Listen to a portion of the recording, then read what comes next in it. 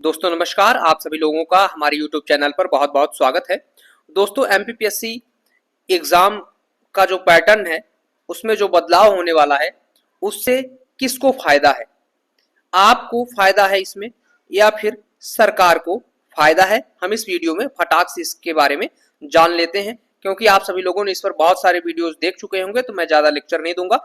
आइए हम लोग बस इतना समझते हैं कि आपको इससे कुछ फ़ायदा होने वाला है कि नहीं होने वाला है। जो पैटर्न बदलेगा यहाँ पर वो किस तरीके से बदलेगा? क्या सिर्फ एक एग्जाम होगा? आपने देखा होगा चारों तरफ आपको इस भ्रम में डाला जा रहा है कि अब जो है सिर्फ एक एग्जाम होगा, लेकिन ये सच बात नहीं है। एक एग्जाम नहीं होगा, मैं अभी आगे आपको बताने वाला हूं। ठीक, तो आइए देखते हैं कि किसको फायदा है, आपको या सरकार को। तो अगर हम यहाँ पर सबसे पहले बात करें कि आपको फायदा या नुकसान होगा इसमें, तो बृहद स्तर पर आपको कोई फायदा नहीं है। अगर आप बड़े पैमाने पर देखें तो आपको कोई भी इसमें फायदा नहीं होगा। खासकर एमपीपीएससी की जो सिविल की या सिविल सर्विसेज की जो तैयारी करने वाले बच्चे हैं उनके लिए कुछ भी नहीं होगा। उनका उसी तरीके से प्री होगा, उसी तरीके से मेंस होगा, उसी तरीके से इंटरव्यू होगा। हाँ, थोड़ा बहुत फायदा हो सकता है। तो अगर हम बात करें सूक्ष्म रूप से देखें तो कुछ फायदा हो सकता है अगर प्रक्रिया को सही तरीके से अपनाया गया तो। अब प्रक्रिया को सही तरीके से कैसे अपनाया जा सकता है? तो जैसे कि वो बोल रहे हैं कि जो आपका यहाँ पर नोटिफिकेशन है वो हर साल आपके सितंबर में आ जाएगा, और अगले साल आपकी जो नेक्स्ट ईयर जो आपका एग्जाम कब होगा, कौन कौन सी पोस्टें होंगी, कितनी वैकेंसी होगी, क्या होगा, ये सारी चीजें आपको सितंबर में पता चल जाएगा। और नेक्स्ट ईयर जो है आपका एग्जाम किस महीने होगा और कौन कौन सी वैकेंसी होंगी इसके बारे में आपको पता चल जाएगा। और साथ ही साथ अगर रिजल्ट सही टाइम पे होता है, सही टाइम पे एग्जाम होता है, तो यहाँ पर आपको थोड़ा फायदा हो सकता है। तो वही मैंने कहा कि अगर प्रक्रिया सही तरीके से अपनाई जाएगी तो आपको यहाँ पर फायदा होगा। बाकी आपको यहाँ पर विशेष तरीके से और कोई फायदा नहीं होने वाला है, क्योंकि एमपीपीएससी में उसी तरीके से एग्जाम होंगे जैसे पहले होते थे। बस थोड़ा सा अंतर क्या होगा, तो आइए हम यहाँ पर देखते हैं कि क्यों फायदा आपको नहीं है, क्योंकि बहुत ज्यादा डिफरेंस नहीं है।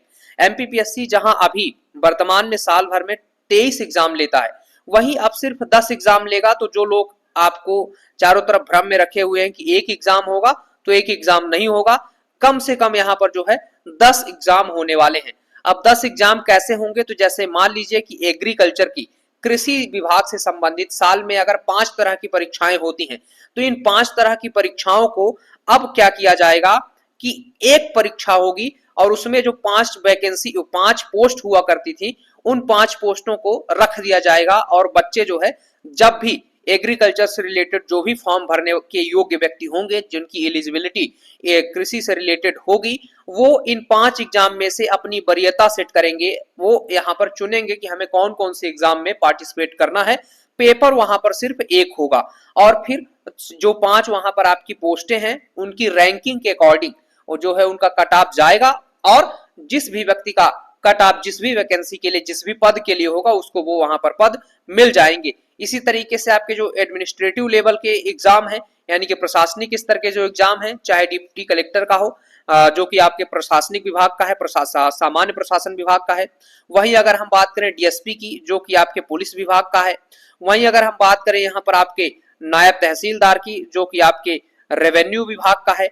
तो यानी कि यहाँ पर चाहे आप डिप्टी कलेक्टर की बात करें, चाहे आप यहाँ पर डीएसपी की बात करें, चाहे आप एनटी नायब तहसीलदार की बात करें, ये जो है तो अलग अलग विभाग की पोस्ट है। जैसे डीसी जो है सामान्य प्रशासन की है, डीएसपी जो है आपका वो पुलिस विभाग का है, नायब तहसीलदार रेवेन्यू का है। अब ये तीनों जो है वैकेंसियां आपको एक साथ आती हुई दिखाई देती है हमेशा, हर बार। अभी अगर हम देखें तो जो भी आपके 15-16 प्रकार की भर्तियां जो है सिविल सर्विसेज या जो सिविल सेवा की हैं, वो एक साथ हमें आती हुई दिखाई देती हैं। और लास्ट में जो है हमें उनपे कट ऑफ के अकॉर्डिंग जो है तो पोस्ट मिलती है। यानी कि जैसे सबसे ज्यादा जिसका नंबर है उसको डीसी मिलती है, उससे थोड़ा कम है डीएसपी मिलती है, और कम है तो आपको अलग अलग जो है तो यहाँ पर पोस्ट मिलती है। नायब तहसीलदार मिलता है, शिक्षा विभाग में जो है तो आपको वहां पर वैकेंसी आती है तो उसमें आपको मौका मिलता है, जनपद पंचायत सीओ का मौका मिलता है। अनेक तरह की वैकेंसियां अलग अलग विभागों की होती हैं। तो ऐसे ही यहाँ पर जो आपकी 23 विभागों की वैकेंसियां थी, अब उनको 10 परीक्षाओं में बदल दिया जाएगा। तो आपको पढ़ना उसी तरीके से है ना, कोई पढ़ाई में चेंज नहीं होगा, ना तो सिलेबस चेंज होगा, कोई यहाँ पर दिक्कत नहीं है। है ना। इसलिए आपको ज्यादा परेशान होने की जरूरत नहीं, आप जैसा पढ़ रहे हैं वैसा ही पढ़िए, आपको वैसा ही पढ़ना पड़ेगा, वैसे ही परीक्षाएं होंगी। बस यहाँ पर 23 की जगह पर 10 परीक्षाएं होंगी। और जैसा कि मैंने कहा कि अगर साल भर में एग्रीकल्चर या कृषि से संबंधित 5 परीक्षाएं होती हैं तो उन 5 परीक्षाओं को मिला करके एक परीक्षा ली जाएगी। और उन 5 परीक्षाओं में, है ना, उन 5 परीक्षाओं में जो आपके 5 अलग अलग तरह के पद आते थे, अब वो एक बार आएंगे और वहां पर आपसे जो है वहां पर ये भरवा लिया जाएगा एग्जाम फॉर्म भरते टाइम कि भैया आप कौन कौन से पद के लिए जो है तो ये परीक्षा दे रहे हैं। ऐसे ही प्रशासन में होगा, ऐसे इंजीनियरिंग में जो भी परीक्षाएं होती हैं साल भर में, उनमें भी शिक्षा एजुकेशन से रिलेटेड जो भी आपकी वैकेंसी होंगी, तो अलग अलग वैकेंसियां जो होंगी जो साल में आती हैं, उन सब के लिए सिर्फ एक एग्जाम होगा और जो आपके पद होंगे इसी में जोड़े जाएंगे। तो इससे आपको बहुत फायदा नहीं है, आपको तो पढ़ना ही पड़ेगा। फिर वहां पर अगर हम बात करें कि सरकार को इससे क्या फायदा है, ठीक, तो यहां पर अगर हम बात करें कि आपको फायदा या नुकसान, जो हम यहां पर बात कर रहे थे कि कैसे हो सकता है, तो यहां पर मैंने आपको बताया था कि एमपीपीएससी में आपको फायदा क्यों नहीं है। लेकिन यहां पर मैंने एक चीज और कही थी कि अगर हम यहां पर आपका सूक्ष्म तरीके से देखें, क्या सूक्ष्म तरीके से देखें तो आपको फायदा हो सकता है। तो वो क्या फायदा है यहां पर, हालांकि मैंने आपको लिख करके बता दिया था पर फिर भी एक बार बता देता हूं। तो एक जैसे वर्ग की परीक्षाएं, है ना, अगर एक जैसे वर्ग से मतलब है यहां पर, जैसे मैंने आपको अभी एग्जांपल में बताया था कि भैया अगर इंजीनियरिंग से रिलेटेड आपकी 5 परीक्षाएं साल में होती हैं, तो अब एक परीक्षा होगी, उसमें इंजीनियरिंग के जो 5 पद हैं एक साथ आएंगे और बच्चों से वहां पर जो है तो टिक करा लिया जाएगा कि भैया आप कौन कौन से पद के लिए जो है तो यहाँ पर आपके एलिजिबल हैं, उन पे आप टिक कर दीजिए, कौन कौन से पद के लिए आप जो है परीक्षा दे रहे हैं आप टिक कर दीजिए। तो यहाँ पर एक जैसे वर्ग की परीक्षाएं या एक जैसे वर्ग के जगह पर आप नेचर भी यूज कर सकते हैं, एक नेचर की परीक्षाएं, जो एक ही तरह के नेचर की हो वो परीक्षाएं एक साथ होंगी। तो इससे पदों की संख्या में वृद्धि होगी, यानी कि पोस्ट जो है, पोस्ट ऑफ नंबर, वो जो है यहाँ पर बढ़ेगा, तो कट ऑफ डाउन होगा, तो इससे आपको थोड़ा फायदा होगा। जो एक बात और मैंने कही थी कि नोटिफिकेशन सितंबर में आ जाएगा तो तैयारी में आसानी होगी, यानी कि इस साल के सितंबर में जो नोटिफिकेशन आएगा उससे ये पता चलेगा कि अगले साल आपका कौन कौन से एग्जाम होने वाला है, उनका कब प्री होगा, कब मेंस होगा, कब इंटरव्यू होगा, तो आपको तैयारी जो है आसानी से हो पाएगी। साथ ही साथ बार बार फॉर्म नहीं भरना पड़ेगा। अब बार बार फॉर्म कैसे नहीं भरना पड़ेगा आपको, तो जैसा कि मैंने एग्जाम्पल में आपको बताया था कि एग्रीकल्चर से रिलेटेड अगर कोई बच्चा, उसने जो पीईटी किया हुआ है, एग्रीकल्चर से कोई उसने कोर्स किया हुआ है, बीएससी एजी किया हुआ है या कोई और कोर्स किया हुआ है, तो वो अगर साल में 5 अलग अलग जो कृषि से संबंधित भर्तियां आती हैं तो 5 बार फॉर्म भरता है, तो अब सिर्फ वो एक बार फॉर्म भरेगा और 5 अलग अलग जो पद होंगे उनको यहाँ पर जो है वो प्रेफरेंस के साथ टिक करेगा कि भैया भाई मैं इस जो है पद के लिए ये परीक्षा दे रहा हूं। तो यानी कि अब जो है 5 जो फॉर्म भरना था साल में, आप एक ही फॉर्म भरेंगे अगर ये चीजें लागू हो गई तो। अब यहाँ पर अगर हम बात करें सरकार को क्या फायदा होगा, है ना, आपको तो कुछ फायदे हैं, सरकार को अगर हम बात करें सरकार को फायदा या नुकसान है, तो सरकार को पदों की संख्या बताने में फायदा होगा। अभी जैसे सामान्यतः आपने देखा होगा, सब लोग कहते हैं कि सिविल सेवा में या आपके एमपीपीएससी के जो सिविल सर्विसेज वाले एग्जाम है, पिछले इसमें 2025 में 100 जो है तो 150 के आसपास वैकेंसी आई थी, उसके पहले 110 के आसपास वैकेंसी आई थी। तो लोग जो है सिर्फ जो है सिविल सर्विसेज की जो भर्तियां होती हैं उसी को देखते हैं, और बाकी साल पूरे साल अलग अलग तरह की वैकेंसी आती रहती हैं, लोग उस पर ध्यान नहीं देते।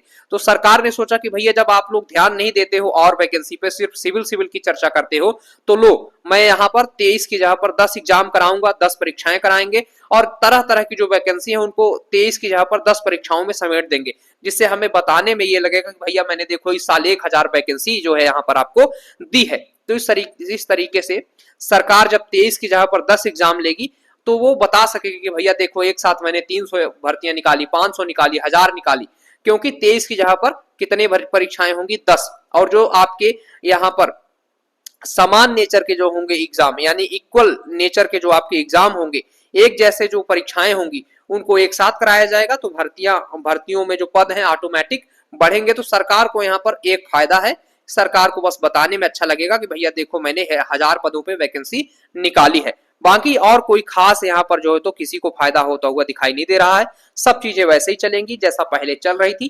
थोड़ा बहुत इसमें जो है तो विस्तार हो सकता है, कुछ नए आपके विभाग जुड़ सकते हैं, कुछ नए पद जुड़ सकते हैं, और थोड़ा बहुत वहां पर जो परीक्षा में चेंज हो सकता है, जो मैंने कि अभी बताया यहाँ पर कि 23 की जगह पर 10 परीक्षाएं होंगी और समान नेचर वाली, एक जैसे प्रकृति वाली जो परीक्षाएं हैं उनको एक साथ लिया जाएगा। तो बस इतना सा बात है, आप लोग ज्यादा परेशान ना हो, अपनी पढ़ाई को जो है जारी रखें, कंटिन्यू रखें। धन्यवाद।